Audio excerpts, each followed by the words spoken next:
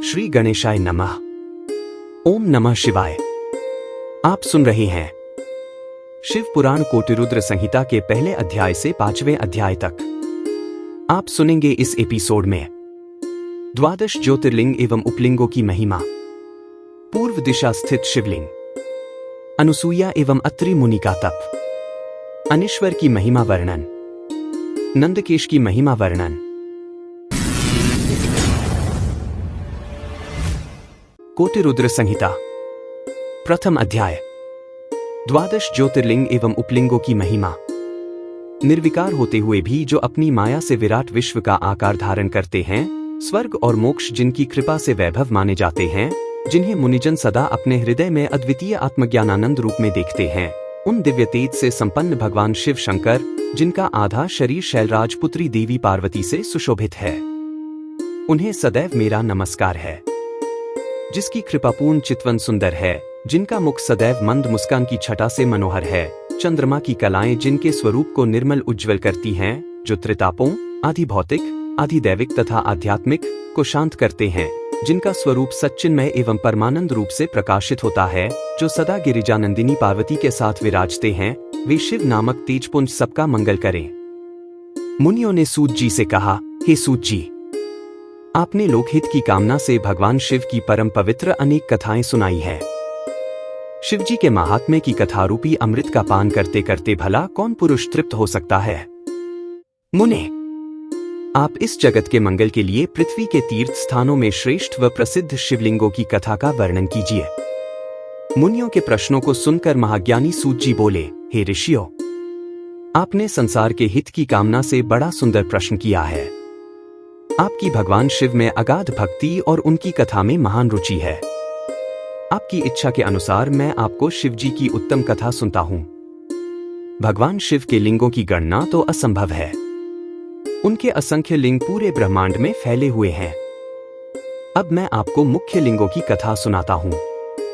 सौराष्ट्र में सोमनाथ जी, श्रीशैल में मल्लिकार्जुन, उज्जैन में महाकालेश्वर, ओंकार जी में परमेश्वर, हिमालय पर्वत पर केदार, डाकिनी देश में भीमशंकर, काशी में विश्वनाथ जी, गोमती नदी के तट पर त्र्यंबकेश्वर, सेतुबंध में रामेश्वर एवं शिवालय में घुष्मेश्वर नामक 12 ज्योतिर्लिंग विद्यमान हैं। जो मनुष्य प्रातः उठकर इन 12 ज्योतिर्लिंगों का स्मरण कर पूजन व उपासना करता है, उसके सभी पाप नष्ट हो जाते हैं और सभी कामनाएं एवं मनोरथ सिद्ध हो जाते हैं। इन ज्योतिर्लिंगों पर चढ़ा हुआ नैवेद्य का प्रसाद ग्रहण करने से मनुष्यों के सभी पाप नष्ट हो जाते हैं तथा समस्त भोगों को भोगकर वह मोक्ष को प्राप्त होता है। निम्न जाति का कोई व्यक्ति यदि किसी लिंग का दर्शन कर ले तो वह उच्च कुल में जन्म लेता है। इन 12 ज्योतिर्लिंगों की महिमा का वर्णन स्वयं ब्रह्मा जी, श्री विष्णु तथा अन्य देवता भी नहीं कर सकते। धरती और समुद्र के मिलने वाले स्थान पर सोमेश्वर जी का अन्नकेश नामक लिंग है। मल्लिकार्जुन से प्रकट रुद्रेश्वर नामक उपलिंग जग प्रसिद्ध है और भृगु में स्थित है। नर्मदा नदी के तट पर स्थित महाकाल शिवलिंग का दुग्धेश नामक उपलिंग है, जो सुख देने वाला है। इसी प्रकार ओंकारेश्वर का उपलिंग कर्दमेश्वर नाम से बिंदु सरोवर के तट पर है। केदारेश्वर का उपलिंग भूतेश्वर नाम से यमुना नदी के तट पर है। यह पापों का नाश करता है। भीमेश्वर उपलिंग भीमशंकर नामक ज्योतिर्लिंग का है और सह्य पर्वत पर स्थित है। नागेश्वर का उपलिंग मल्लिका सरस्वती तट पर भूतेश्वर नाम से स्थित है और रामेश्वर में घुष्मेश्वर लिंग के उपलिंग के रूप में व्याघ्रेश्वर लिंग स्थित है। इस प्रकार मैंने आपको 12 ज्योतिर्लिंगों और उपलिंगों के बारे में बताया। इनके दर्शनों से समस्त मनोरथ सिद्ध होते हैं। कोटिरुद्र संहिता दूसरा अध्याय। पूर्व दिशा स्थित शिवलिंग। सूत जी बोले, हे ऋषियों, पतित पावनी भागीरथी श्री गंगा जी के तट पर मुक्तिदात्री काशी नगरी स्थित है, जिसमें भगवान शिव निवास करते हैं। यहीं पर कृतिका बासेश्वर शिवलिंग स्थित है, जो सब भक्तों की कामनाओं को पूर्ण कर उन्हें मुक्ति प्रदान करता है। यहीं तिलभांडेश्वर, दशाश्वमेध, गंगासागर, संगमेश्वर आदि अनेक शिवलिंग स्थित हैं। कौशिकी नदी के पास भूतेश्वर और नारीश्वर लिंग स्थित हैं। उत्तर प्रदेश में स्थित नाथेश्वर एवं दूतेश्वर नामक लिंग सभी मनोरथों को पूरा करने वाले हैं। ऋषि दधीची के युद्ध स्थल पर श्रृंगेश्वर, वैद्यनाथ तथा जप्पेश्वर, गोपेश्वर, रंगेश्वर, रामेश्वर, नागेश, कामेश, वितलेश्वर, व्यासेश्वर, सुकेश, भांडेश्वर, हंकारेश, सुरोचन, भूतेश्वर, संगमेश नामक सभी लिंग सब प्राणियों के पापों का नाश करने वाले हैं। इसी प्रकार तृप्तका नदी के किनारे कुमारेश्वर, सिद्धेश्वर, सैनेश, रामेश्वर, कुंभेश, नंदीश्वर, पुंजेश आदि शिवलिंग स्थित हैं। दशाश्वमेध नामक तीर्थ जो प्रयाग में है, धर्म, अर्थ, काम, मोक्ष देने वाला है और यहाँ पर ब्रह्मेश्वर शिवलिंग स्थित है। यह लिंग स्वयं ब्रह्माजी द्वारा स्थापित है। सोमेश्वर, ब्रह्मतेजवर्धक, भारद्वाजेश्वर, शूलटंकेश्वर एवं माधवेश्वर लिंग यहीं स्थित हैं। रघुवंशियों की नगरी अयोध्या में नागेश शिवलिंग स्थित है जो भक्तों को सुख देने वाला तथा अभीष्ट को पूर्ण करने वाला है। इसी नगरी में भुवनेश व लोकेश नामक महाशिवलिंग स्थित हैं। कामेश्वर, शुद्धिकर्ता गणेश, शुक्रेश्वर एवं शुक्र सिद्धि नामक शिवलिंग लोक कल्याण हेतु स्थापित किए गए हैं। सिंधु नदी के किनारे बटेश्वर, कृपालेश एवं वक्रेश आदि लिंग स्थित हैं। धूतपापेश्वर, भीमेश्वर, सूर्येश्वर आदि लिंगों को साक्षात परमेश्वर मानकर आराधना की जाती है। समुद्र के किनारे रामेश्वर, विमलेश्वर, कंटकेश्वर, नागेश्वर व धनुर्केश आदि लिंग महाप्रसिद्ध हैं। चंद्रेश्वर लिंग की कांति चंद्रमा के समान उज्ज्वल है। इसके अतिरिक्त विद्वेश्वर, विश्वेश्वर, कर्दमेश, कीटीश, नागेश्वर, अनंतेश्वर, योगेश्वर, वैद्यनाथेश्वर, कोटेश्वर, सत्येश्वर, भद्र नामक, चंगीश्वर व संगमेश्वर नामक ये शिवलिंग पूर्व दिशा में स्थित हैं। कोटिरुद्र संहिता, तीसरा अध्याय। अनुसूया एवं अत्रि मुनि का तप। सूत जी बोले, हे ऋषियों, ब्रह्माजी की नगरी में चित्रकूट नामक पर्वत है। वहां ब्रह्माजी द्वारा मत्तज्ञंद शिवलिंग स्थित है जो सभी प्रकार की संपत्ति देने वाला है। इसी प्रकार पूरे संसार में अनेक परम पावन शिवलिंग स्थापित हैं जो मनोरथों को पूर्ण करने वाले तथा भोग मोक्ष प्रदान करने वाले हैं। पापों का नाश करने वाली गोदावरी नदी के पश्चिम में पशुपति नामक शिवलिंग स्थित है। वहां से दक्षिण की ओर जगत का हित करने वाला एवं अत्रि ऋषि की पत्नी देवी अनुसूया को आनंद देने वाला अत्रिश्वर लिंग स्थित है। सूत जी की वाणी से अत्रिश्वर लिंग व देवी अनुसूया के बारे में सुनकर ऋषियों ने पूछा, हे सूत जी, इस अत्रिश्वर शिवलिंग की उत्पत्ति कैसे हुई और इससे देवी अनुसूया का क्या संबंध है? इस विषय में हमें बताइए। तब ऋषियों द्वारा उठाए गए प्रश्न का उत्तर देते हुए सूत जी बोले, ऋषियों, दक्षिण में चित्रकूट पर्वत के निकट कामद नाम का वन है। ब्रह्मा जी के पुत्र महर्षि अत्रि अपनी पत्नी अनुसूया के साथ इसी स्थान पर निवास करते थे। एक समय की बात है, उस वन में 100 वर्षों तक वर्षा नहीं हुई, अकाल पड़ गया। मनुष्य पानी और भोजन के लिए तरसने लगे। चारों ओर दुख ही दुख था। लोग अन्न जल के अभाव में मर रहे थे। यह स्थिति देखकर महर्षि अत्रि व देवी अनुसूया बहुत व्याकुल हो गए। तब अनुसूया ने अपने पति से कहा, स्वामी, मैं इन प्राणियों को इस दुख की स्थिति में नहीं देख सकती। कुछ प्रयत्न कीजिए ताकि इनके दुख दूर हो जाएं और प्रसन्नता छा जाए। अपनी पत्नी देवी अनुसूया का निवेदन सुनकर महर्षि अत्रि पद्मासन में बैठ गए और भगवान शिव के चरणों का ध्यान करने लगे। इस प्रकार जब वे समाधि में बैठ गए तब उनके सभी शिष्य उनको अकेला छोड़कर वहां से चले गए, परंतु देवी अनुसूया अपने पति की सेवा में लगी रहीं। उन्होंने भगवान शिव की मूर्ति स्थापित की और फिर उसकी विधिपूर्वक पूजा अर्चना की। इस प्रकार वे भी शिव जी की आराधना में लीन हो गईं। जब देवताओं को इसका ज्ञान हुआ तो वे अत्रि और अनुसूया के आश्रम में पधारे। उनके साथ गंगा नदी भी थी। वे देवी अनुसूया की प्रशंसा करते हुए बोले कि हमने देवी अनुसूया जैसी भक्ति आज तक नहीं देखी, जो पति धर्म और भक्ति धर्म का एक साथ दृढ़ता से पालन कर रही है। निश्चय ही आप दोनों धन्य हैं। यह कहकर अन्य देवता अपने स्थान को चले गए, परंतु भगवान शिव व गंगाजी ने वहीं निवास किया। गंगाजी बोली कि देवी अनुसूया का हित किए बिना मैं यहां से कहीं नहीं जाऊंगी। भगवान शिव अंश रूप में महर्षि अत्रि के आश्रम में रहे और कैलाश पर्वत पर चले गए। महर्षि अपनी तपस्या में पूर्व की भांति लगे रहे। इस प्रकार अकाल पड़ते पड़ते 54 वर्ष बीत गए।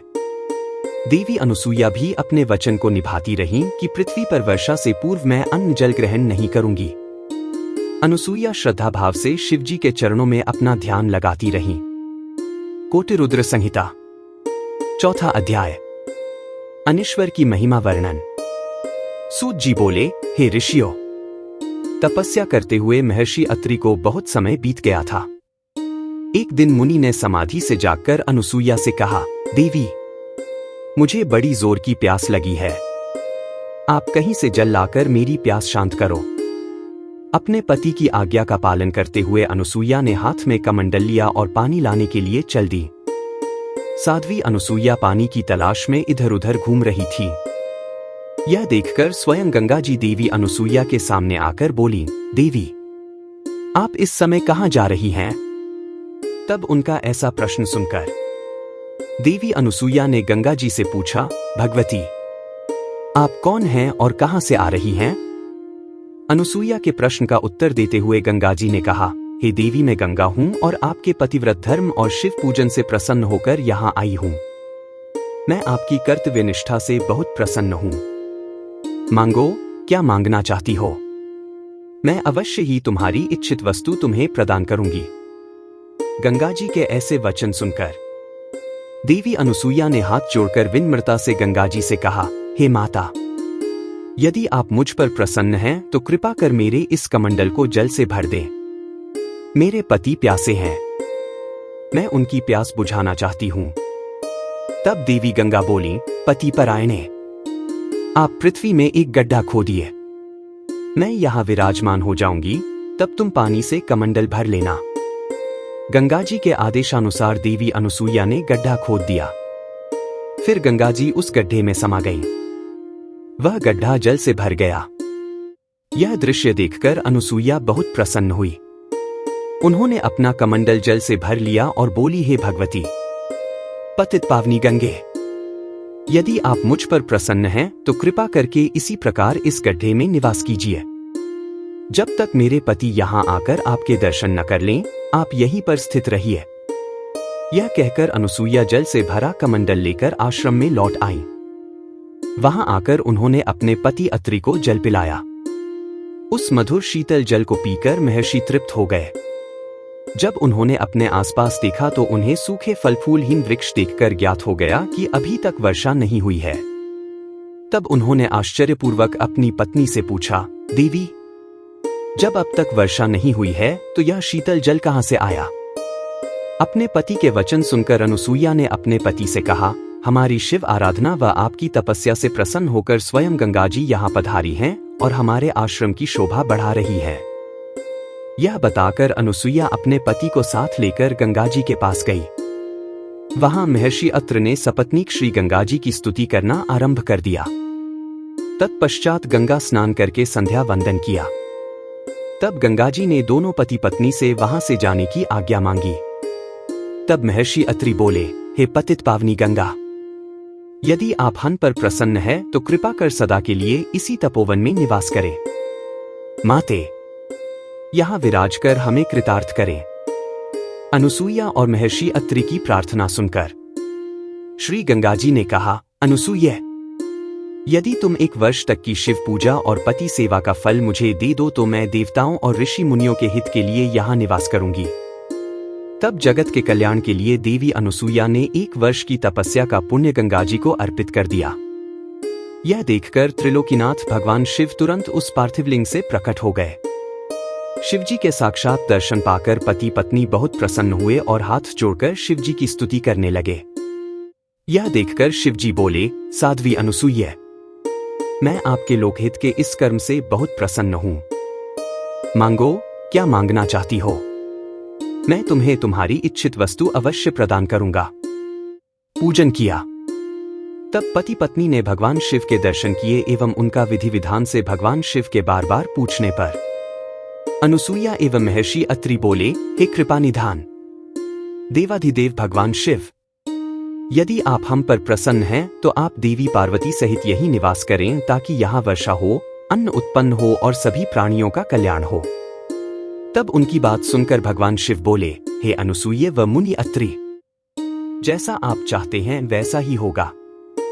यह कहकर भगवान शिव पार्थिव लिंग में समा गए और अत्रीश्वर नाम से प्रसिद्ध हुए। पतित पावनी श्री गंगा जी भी मंदाकिनी नाम से विख्यात होकर उस कुंड में सदा के लिए स्थापित हो गई। फिर महर्षि अत्रि का वह आश्रम पुनः पहले की भांति हरा भरा हो गया। कोटिरुद्र संहिता 5वां अध्याय। नंदकेश की महिमा वर्णन। सूत जी बोले, हे ऋषियों, कालंशर नामक पर्वत पर श्री नीलकंठेश्वर शिवलिंग स्थित है। यह भक्तों के लिए कल्याणकारी है। वहीं पर एक सुंदर कुंड है। जो मनुष्य उस कुंड में स्नान करता है उसके सभी पाप नष्ट हो जाते हैं और उसे मुक्ति मिल जाती है। रेवा नदी के किनारे असंख्य लिंग हैं जो अमोघ फल देने वाले हैं। इनकी महिमा अनंत है। मैं आपको भगवान शिव के लिंगों की महिमा के बारे में बताता हूं। आर्तेश्वर नामक ज्योतिर्लिंग पापों का नाश करने वाला है। यहीं पर परमेश्वर व सिद्धेश्वर नामक लिंग भी है। रेवा नदी के किनारे रामेश्वर, कुमारेश्वर, पुंडरीश्वर, मंडलेश्वर एवं तीक्ष्णेश्वर नामक शिवलिंग है। इनके दर्शनों से भक्तों के सभी पापों का नाश हो जाता है। नर्मदा नदी के किनारे स्थित धुंधुरेश्वर, शालेश्वर, कुंभेश्वर, सोमेश्वर, नीलकंठेश्वर, मंगलेश्वर व नंदिकेश्वर नामक शिवलिंग सभी कामनाओं को पूरा करने वाले तथा मुक्ति प्रदान करने वाले हैं। ऋषियों ने कहा, हे सूत जी, अब आप हम पर कृपा करके हमें नंदकेश्वर लिंग की महिमा के बारे में बताइए। ऋषियों का अनुरोध मानकर सूत जी ने नंदकेश लिंग की महिमा के विषय में बताना शुरू किया। सूत जी बोले, रेवा नदी के किनारे करनी नामक नगरी है। उस नगरी में एक ब्राह्मण अपनी पत्नी और 2 पुत्रों के साथ रहते थे। जब वे वृद्ध हो गए तब ब्राह्मण अपने परिवार को वहीं छोड़कर स्वयं शिव नगरी काशी चले गए। कुछ समय पश्चात वहां पर उनकी मृत्यु हो गई। जब ब्राह्मणी और उसके पुत्रों को इसकी सूचना मिली तो उन्होंने काशी जाकर ब्राह्मण की अंत्येष्टि एवं अन्य संस्कार किए। तत्पश्चात वे वापस घर लौट गए। कुछ समय बाद ब्राह्मणी का भी अंत समय निकट आ गया। वह बीमार रहने लगी थी। तब उसने अपने पुत्रों को बुलाकर उन्हें अपनी अंतिम इच्छा बताई। ब्राह्मणी बोली, पुत्रों, मेरी मृत्यु के पश्चात मेरी अस्थियों को गंगाजी में प्रवाहित करना तथा मेरा पिंडदान एवं श्राद्ध काशी में ही करना। पुत्रों ने उनकी इच्छा पूरी करने का वचन दिया। जैसे ही बड़ा पुत्र सुवाद माता के लिए पानी लेने गया उसने प्राण त्याग दिए। अपनी माता की आखिरी इच्छा पूर्ण करने हेतु सुवाद ने उसकी अस्थियों को काशी ले जाने का निश्चय किया। उसे 20 योजन का मार्ग तय करना था। रास्ते में ही रात घिर गई। तब सुवाद एक ब्राह्मण के यहां रात गुजारने का फैसला किया। उस ब्राह्मण के घर रुककर सुवाद भगवान शिव का पूजन करने के पश्चात वहीं पर विश्राम करने लगा। तभी वहां उसे एक अद्भुत बात दिखाई दी।